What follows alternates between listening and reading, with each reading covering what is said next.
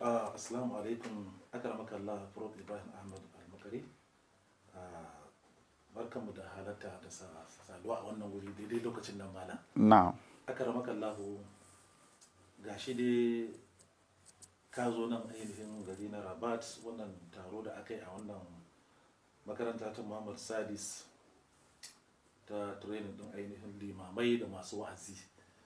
Ko menene makasudin shi kansa wannan taron, akaramaka Allah? Bismillahir Rahmanir Rahim. Alhamdulillahi Rabbil Alamin. Sallallahu wasallam ala sayyidina Muhammadin al-mabuthi rahmatil alamin wa ala alihi wa sahbihi wa tabi'in. Wato wannan taro ne da akwai mu'assasa ta shi mai girma Amirul Mu'minin sahibul Jalala wanda ta kunshi malamai daga kasashen Afirka.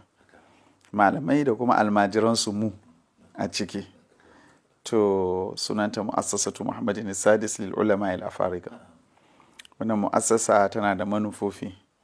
Daga cikin manufofinta bayan haɗin kan malamai da kuma tabbatar da su akan abubuwan da suka ginu a kai tun asali.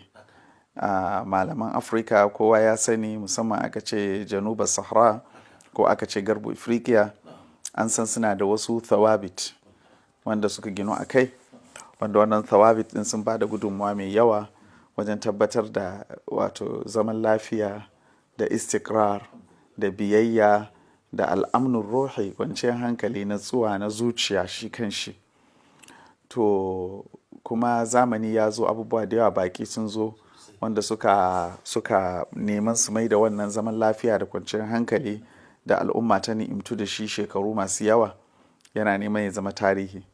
To ƙoƙarin wannan mu'assasa shine ya za ta yi ta raya waɗancan abubuwa da aka gino a kai, wanda duk duniya kuma ta yadda cewa tsayuwa akan waɗannan abubuwan yana ba da gudunmawa ƙwarai cikin samun dawwaman kwanciyar hankali da zaman lafiya cikin al'umma. Saboda duk al'umman da ta zama ba marja'iyyanta ba tsararre ba ne, to akwai matsala. Sannan musamman a aƙidan ash'ariyya tana da wasu mazaya, tana da wasu abubuwa da ta keɓanta da su na ciki rashin yarda da matsalan kafirtawa ɗin nan da wasu abubuwa da suka kunshi wannan, wanda ya sa kamar yadda ka sani duk wata fitina da za ta faru tsakanin musulmi da musulmi, to sai kaga daga cikin mafi girman wutan da yake rura wannan fitinan shine kafirtawa. Saboda da wahala musulmi ya ɗauki makami akan ɗan uwan shi musulmi sai ya fitar da shi daga musulunci, sai ya kafirta shi kuma sai ya halatta jininsa. Ba muna cewa wanda ba musulmi ba jininsa ya halatta ba ne, dama ko kaɗan ba haka ba ne, amma dai muna faɗin mantik ɗin da suke ginuwa a kai su masu aikata waɗannan abubuwa.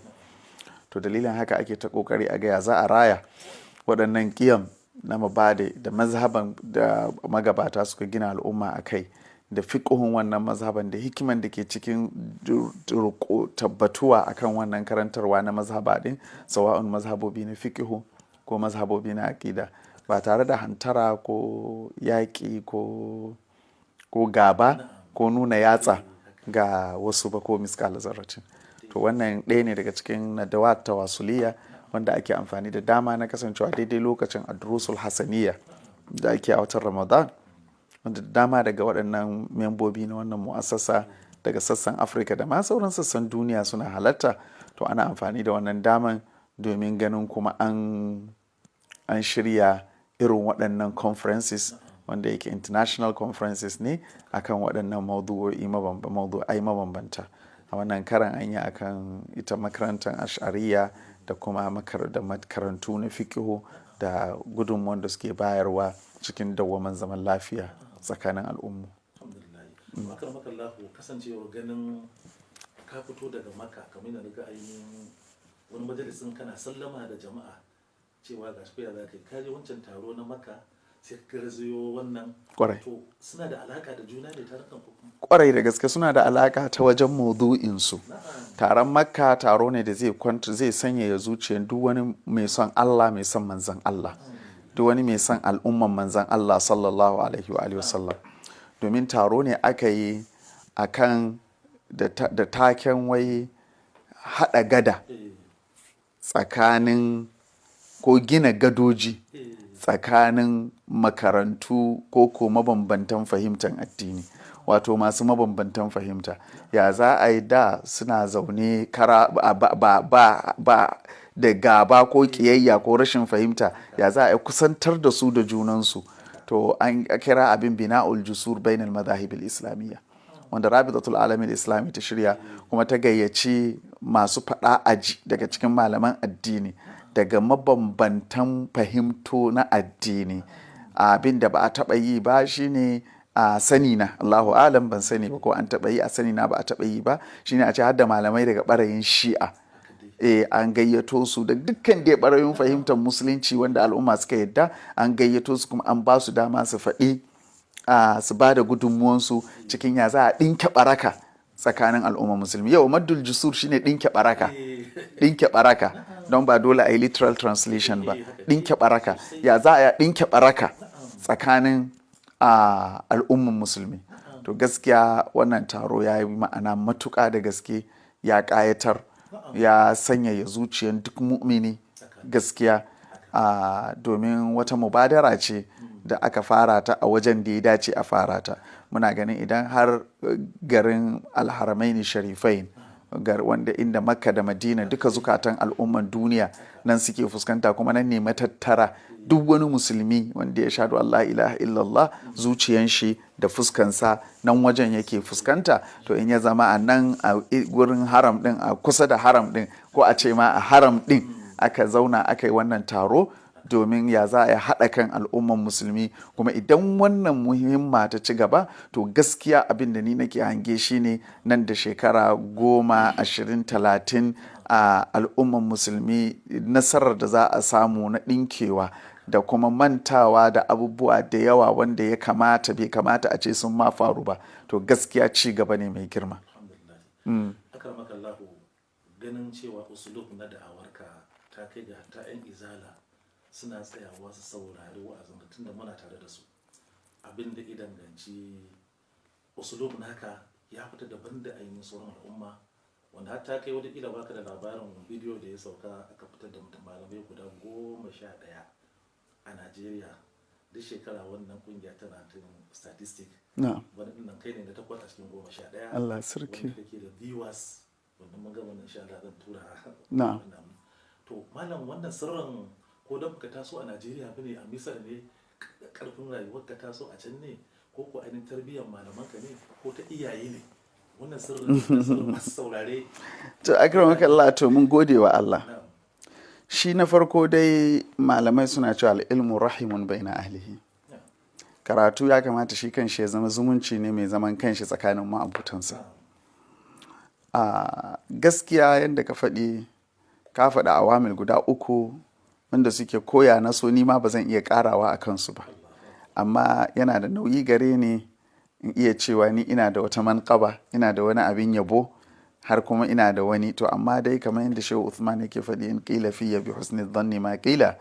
To gaskiya alkhairin iyaye din ne, irin tarbiyyar da aka samu daga wajensu, da malamanmu, irin tarbiyyar musamman shehi na Sheikh Sharif Ibrahim Salih Al-Husaini, da kuma yadda ka faɗi gaskiya irin ƙasar da mutum ya yi karatu. To duka waɗannan awamil ne da sun taimaka. Kuma gaskiya ba zan ce a wata marhala daga cikin marahil na rayuwata ina da, wato ba zan yi gardan inkarin cewa na ƙara samun nuna yanzu a cikin salon karantarwa ba. To amma dai abin da zan iya tabbatarwa fiye da komai shine Allah subhanahu wa ta'ala ya sa mun san musulunci. Allah ya sa mun san musulunci, kuma ina son musuluncin nan fiye da komai da komai. In na ce fiye da komai da komai, ina nufin fiye da wata ƙungiya ko wani intima'i ko komai da komai da ka sani. To wannan kuma ni'ima ce daga Allah, ba zan iya cewa ga yadda aka yi ba, amma dai ina son musulunci. To kuma dalilin haka na fi kallon 'yan uwanta ta musulunci gaba da kowace 'yan uwanta. Kuma ko me wannan zai haifar min, ina shirye in ɗauka. Kowane suna za a samun a dalilin wannan. To kuma shi wannan abin da na faɗi yanzu yana buƙatan sacrifice da yawa. yana buƙatan sai ka yi haƙuri da abu da yawa, domin ba za ka tsira daga dukkan sassa na hujumi daga kowane ba da tsokana da abubuwa da yawa. To amma dole sai mutum ya ɗaga zuciyan shi daga ƙananan abubuwa, ya shagala da kishin al'umman annabi Muhammad, ya za a yi ya ba da gudunmuwa cikin ƙara kusantan junansu, ya za a yi ba da gudunmuwa cikin ɗaukakansu gaba ɗayansu. To saɓani kuma wannan abubuwa ne da akwai su, kuma alhamdulillahi a gwargwado, ko da dai ba mu ba malamai ba ne, amma baya cikin abin da zai zama kuma jahilai da shi, sanin saɓanin da ke tsakanin al'umman musulmai da dalilan waɗannan saɓanin. To saboda haka duka waɗannan abubuwa ne da an fi son a ci gaba da bin su a hankali, a ilmance a tsakanin malamai. Amma dai al'umman annabi Muhammad mu haɗa mashi kansu, kar mu ba da gudunmuwa cikin rabuwansu. Wannan shi ne. To aka maka da ƙarshe, kasancewar baka cikakken lokaci, akramakallah da kira za ka yi ma musamman gwamnatocin ƙasashen ko kuma jihohinmu na musulunci wanda har a dacin an batun kafa shari'a, tun da kai ga nauni a nan ba yau ba, wani kira za a yi akan ainihin wato himma da bunkasa ainihin harkar ilmiya irin wanda ganin kimar malamai kamar yadda kasar nan ta Morocco take yi? To wato wannan magana taka gaskiya ne, kuma ina roƙon ka bani lokaci. Wannan maudu'i ne da nake so in tattauna shi Allah yadda zuwa gaba, amma ba wai kaman ƙasar Morocco kaɗai ba, ƙasashe da dama. Amma a takaice abin da zan faɗi, idan ba a bar wa malaman addini lamarin tsara rayuwar al'umma da ya shafi addini ba, to ba za a gushe ana fuskantar matsaloli na rashin aminci da rashin tsaro ba. Dole ne malamai su zama suna da girma. Yanzu jiya nake tattaunawa da mufti, watan shugaban fatawa na ƙasan Chadi, yake gaya min ko mutum ne zai shigo ƙasan Chadi da sunan addini, to sai embasin ƙasan da yake zai nemi visa ta turo wa ofishinsu ga wani mutum malamin addini ne yana son zuwa ƙasan Chadi, kun yadda da shi ya zo don kare kawo mana fitina a ƙasarmu. Ko littafi aka shigo da shi ƙasan, ko za a shigo da shi, sai an tura wa ofishinsu ga wani littafi, kun yadda a shigo da shi wannan ƙasan. Bai ka bar maganan idan wai malami yana so ya tashi ya wa'azi ko ya gina masallaci, to mu a ƙasanmu yanzu mutum ya huda ɗakinsa, ya toshe ɗakinsa ta ciki, ya buɗe ƙofa ta waje, ya ce ya mayar masallaci, ya sa loudspeaker ya faɗa abin da ya so, ba wanda ya san ina ya karatu ko me zai karantar ko ya zai karantar ko wa zai zaga ko wa zai yaba, matukan bai taɓa interest ɗin gwamnati ba, so a ganin su ba komai ba ne. To alhali kuma wannan fitinan da ke ƙarƙashin wannan ya gara ma a taɓa interest ɗin gwamnatin kai tsaye da a bar al'umma. Yanzu haka akwai masu wa'azi suna nan suna yi da masallatansu, su kira musulmai malamai, su ce masu kafirai, su ce masu arna, su ce, kuma mun san wannan daga wannan takin, lokacin da musulmi ya kira ɗan uwan shi musulmi ya ce kafiri, ya ce arni, ya ce kaza, daga wannan matakin to abin da ya rage daga ya ɗaga ƙafa zai ɗauki makami ne ya kashe shi. To amma duk an kau da kai akan wannan, ana ganin kaman ba wani abu bane. To gaskiya lokaci yayi da gwamnoni ya kamata su tashi su yi jarumta, su daina barin lamarin addini kara zube. So da yawa in sun tashi za su yi wani abu, masu wa'azi sai su far masu cewa 'yan siyasa za su shiga su ɓata lamarin addini su yi kaza. To rashin shigan nasu, kowane abu ba zai rasa amfani da cuta ba. To rashin shigan nasu, cutan da ke tattare da shi ya fi cutan barin, bai kai cutan, wata rashin shigan cutan da ke ya fi cutan su shiga ɗin.